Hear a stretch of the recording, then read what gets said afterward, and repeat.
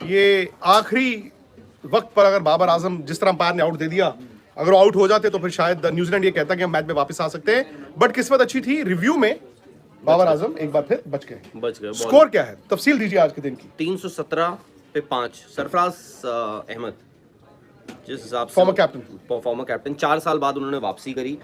एक वक्त तो फंस गई थी पाकिस्तान। हाँ, उनके 3 आउट हो गए थे, दो आउट हुए पहले, उसके बाद तीसरा जब इमाम अपना विकेट फेंक कर चले गए थे और लोगों ने कहा कि बूम बूम बॉल आ रहा है। बूम बूम बॉल जो है वो ऐसा लग रहा था कि पाकिस्तान के ड्रेसिंग रूम में ही आज खलबली मच जाएगी। बट उसके बाद जिस तरह सरफराज ने आके बैटिंग की है, मतलब 100 मिस कर गए, लेकिन वो कहते हैं ना कि मतलब विंडिकेशन वाली बात है कि अरसे से मैं बाहर बैठा था, बात चल रही थी, एक लॉबी थी वहां पर जो कहती थी जी कराची के प्लेयर्स को खिलाया नहीं जाता, सिर्फ लाहौर के प्लेयरों को खिलाया जाता है। अब रिजवान ने जब रन नहीं बनाए थे, रिजवान को ड्रॉप किया गया और पब्लिक वहां पर ओपिनियन भी ऐसा बन गया था। फिर नए चीफ सेलेक्टर भी आ गए और देखिए सरफराज आज 11 में खेल गए। लेकिन सबसे बड़ी बात है कि उन्होंने बाबर आजम के साथ जो पार्टनरशिप हुई है उसने पाकिस्तान को डे 1 न सिर्फ विकेटें नहीं गिरी पाकिस्तान की, रन भी ठीक ठाक बन गए और बाबर ने आज एक और 100 भी बना दिया है। उसके साथ साथ उन्होंने पाकिस्तान का एक रिकॉर्ड भी बनाया कि एक साल में मैक्सिमम हाईएस्ट इंटरनेशनल रन्स जो मोहम्मद यूसुफ ने बनाए थे। हालांकि उन्होंने तो उस वक्त टेस्ट क्रिकेट में भी आग लगाई थी। तो बाबर आजम ने आज 2500 से ज्यादा उनके इंटरनेशनल रन्स हो गए इस कैलेंडर ईयर में। बताइए, ये होती है 2600 रन हो गए इस कैलेंडर ईयर में। और आई थिंक वो जो पार्टनरशिप थी वो सांस ही लेने की जगह नहीं, उनको मैच में काफी आगे भी ले गई है। क्योंकि रन ऐसा नहीं है कि आपने 200-250 रन बनाए हो 4-5 विकेट के नुकसान पे, आपने रन भी लगा दिए बोर्ड पे, क्योंकि तेज रन बने हैं। बिल्कुल तेज रन बने हैं। तो 317 रन कितनी 5 विकेटों के नुकसान, 5 विकेटों के नुकसान, 5 विकेटों के नुकसान पे पाकिस्तान। न्यूजीलैंड हालांकि देखिए जो पीछे इंग्लैंड कर गई, न्यूजीलैंड ने सोचा होगा कि हम भी कर ले, बट उनका ये था थोड़ा कुछ चीज़ें मिसिंग थी। बाबर आजम का तो यार कहना पड़ेगा। इनफैक्ट मैं देख रहा था कि टेस्ट क्रिकेट में भी पिछले 5 सालों में देखिए बाबर आजम भी कहाँ से कहाँ आए हैं। मतलब 34-36 उनकी टेस्ट एवरेज होती थी, आज उन्होंने 50 के पार चले गए। पर आप देखिए 161 पे खेल रहे हैं, 161, मतलब कल आके 10-15 मिनट ही खेलना है, फिर 200 उनका साफ है कल। बिल्कुल। और इस साल चौथा ये 100 है टेस्ट क्रिकेट का। इंटरनेशनल क्रिकेट में शायद उन्होंने 900 बनाए इस साल में, और टेस्ट क्रिकेट में इस साल 400 हैं। उनकी एवरेज 75 से ज्यादा मायने रखता है। लोगों के करियर में 900 नहीं होते हैं टोटल। मतलब वाहिद ऐसे कप्तान होंगे जो जिस दिन 100 बनाते हैं उस दिन भी वहां पर उनकी तनकीद होती है, मेरे को लगता है। मुझे लगता है हालांकि ठीक है। आई थिंक टेस्ट क्रिकेट और ओडीआई क्रिकेट के लिए तो यार कहना पड़ेगा कि बाबर आजम हैं, उस मुकाम पर हैं।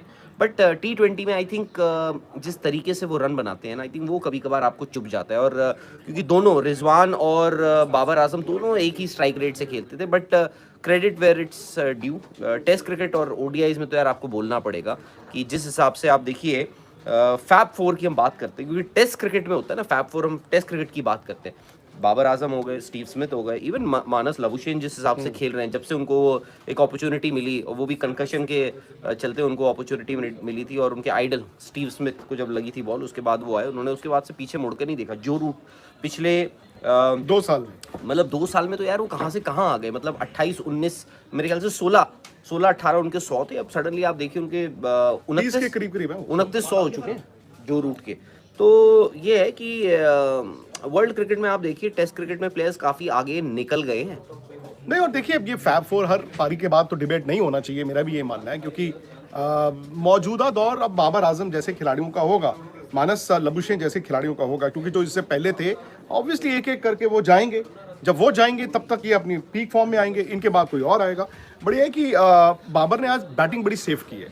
उनका कैच छूटा आते, विकेटें गिर चुकी थी पाकिस्तान की, प्रेशर में थे, और क्योंकि थोड़ा सा अर्ली मॉर्निंग मॉइस्चर था ना, तो न्यूजीलैंड ने क्या किया, न्यूजीलैंड ने फास्ट बॉलरों से सिर्फ 3 ओवर डलवाए। एक एंड से नील वैगनर ने 1 डाला, उधर से सऊदी ने 2 डाले, उन्होंने ब्रेसवेल को और इजाज को लगा दिया। और हुआ क्या कि मॉइस्चर के कारण बॉल टर्न हो रहा था। सुबह ठीक ठाक, अगर आप पहला सेशन देखिए ठीक ठाक टर्न हो रहा था, बाद में तो विकेट जो है बिल्कुल पटा हो गया, बिल्कुल सीधा ही हो गया, लेकिन वहां पर बाबर का कैच भी छूटा था। अब कभी कभी क्या होता है ना, बड़े खिलाड़ी को थोड़ी सी स्ट्रोक ऑफ लक, वो किस्मत चाहिए होती है, वो आज बाबर को मिल गई। उसके बाद लेकिन अगर आप ध्यान से देखें उनको स्पिनर को खेलते हुए खासतौर से, बिकॉज एक वक्त था, आपको याद होगा राहुल, वो लेफ्ट आर्म स्पिनर को बड़ा परेशान होते थे। लेफ्ट आर्म स्पिनर का बॉल जो छोटी टांग निकालते थे, वही अगेन जो इंडिया की आजकल प्रॉब्लम है कि बॉल टर्न हो रहा है या विद द आर्म अंदर आ रहा है, एलबीडब्ल्यू बहुत होते थे।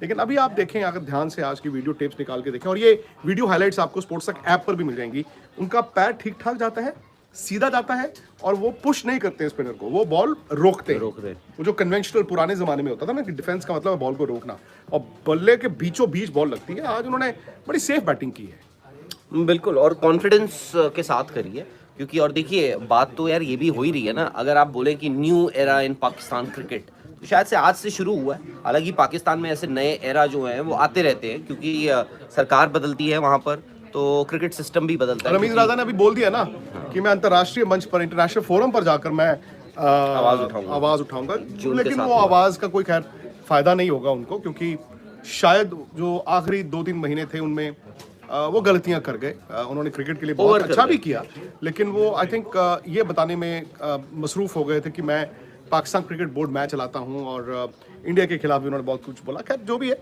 बाबर पर प्रेशर था, लेकिन इस मैच से पहले, बिकॉज वहां पर जब ये 3-0 हारे हैं, बिल्कुल, तो भाई पाकिस्तान में सबने कह दिया हटा दो हटा दो हटा दो, सो मच सो कि उनके साथ के कुछ खिलाड़ियों को आगे ट्वीट करने पड़े। फिर ये लग रहा था कि अब नए चीफ सेलेक्टर आए हैं या पाकिस्तान बोर्ड में बदलाव हुआ है, कहीं बाबर की कप्तानी न चली जाए। मुझे याद आता है कि एक सिमिलर इसी तरह का वाकया हुआ था जब मोहम्मद अजरुद्दीन साउथ अफ्रीका से इंडिया की टीम हार कर आई थी 92 विंटर्स, और 93 जनवरी में ग्राहम गूज की इंग्लैंड की टीम यहाँ पर आई थी, और उस वक्त की बात चल रही थी कि हटा दो कप्तान हटा दो। सिलेक्टर्स ने उनको एक मैच के लिए कप्तान बनाया था, पहला टेस्ट मैच था कैलकाटा, जिसमें उन्होंने 182 या 185 रन बनाए थे, मतलब वो आपको याद होगा, जबरदस्त batting. He never look back again बल्लेबाज के तौर पर, और 3-0 इंडिया वो सीरीज जीता था। तो ये हो सकता है ये मैच, ये पारी, ये सीरीज बाबर आजम के लिए एक ऐसे वक्त पर आई हो जहां पर कहते हैं ना कि मेरे हाथ में जो है वो खुद ही करना है। बिल्कुल, और मैं भी मानता हूँ, देखिए क्योंकि जैसे आपने कहा थोड़ा बहुत प्रेशर उन पे भी होगा as a batsman. I don't think कि कभी कभार क्या होता है, जो बाकी इधर उधर जो माहौल बना होता है, चल रहा होता है, आप देखिए मोहम्मद रिजवान ने पे उन्होंने ले लिया ना कॉल फाइनली, उन्होंने कहा नहीं आपको हम कर रहे हैं बाहर टेस्ट क्रिकेट से आप। हालांकि उनकी 39 की एवरेज है, बट रिजवान की भी, हाँ, बट इस साल बट ये है कि आपने ये तय किया कि भाई हमारी टीम एक बड़ी हार शिकस्त से गुजरी है, और उसमें भी लोग हालांकि बाबर आजम को ही कसूरवार ठहराते थे।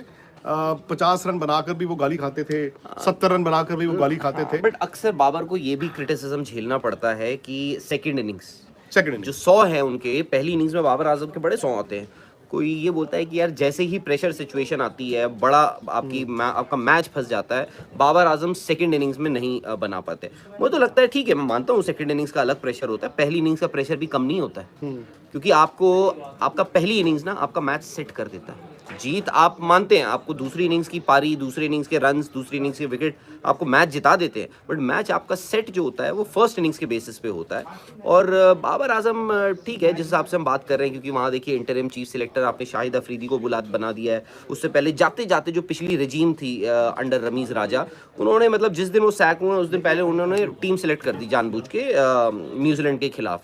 वहाँ पे भी इन्होंने 3 एडिशंस कर दिए, जो नए सेलेक्टर्स आए उन्होंने 3, और उन्होंने आई थिंक वो कॉल लिया है।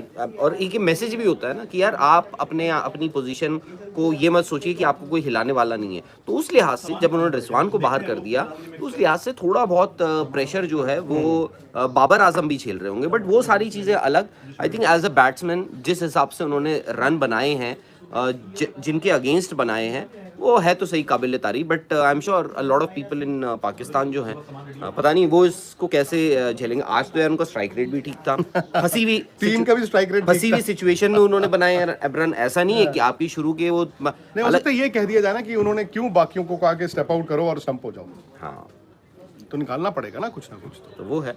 और हालांकि मैं वो सोच रहा था कि इन दोनों की ऑन फील्ड केमिस्ट्री, कमराडरी कैसी होगी बाबर आजम और सरफराज की, क्योंकि यार बाबर आजम की ही कप्तानी में तो सरफराज की छुट्टी हुई थी ना, तो और पाकिस्तान में तो ये ओपन होता है कि जी मैं आपको नहीं पसंद करता हूँ तो नहीं पसंद करता हूँ, तो अच्छा लगा। बढ़िया कि चलो अच्छी बात ये हुई कि बाबर के लिए भी, सरफराज के लिए, कि इन दोनों की पार्टनरशिप हुई है। और इस पार्टनरशिप ने शायद हो सकता है कि, क्योंकि क्या है ना, देखिए 3-0 ये हारे हुए थे, आज भी अगर ये जिस तरह 3 आउट हो गए थे, अगर उस वक्त आकर चौथा भी आउट हो गया था, उस वक्त आकर अगर ये 200 ऑल आउट हो गए होते तो न्यूजीलैंड पता चला जी मैच ही जीत जाता।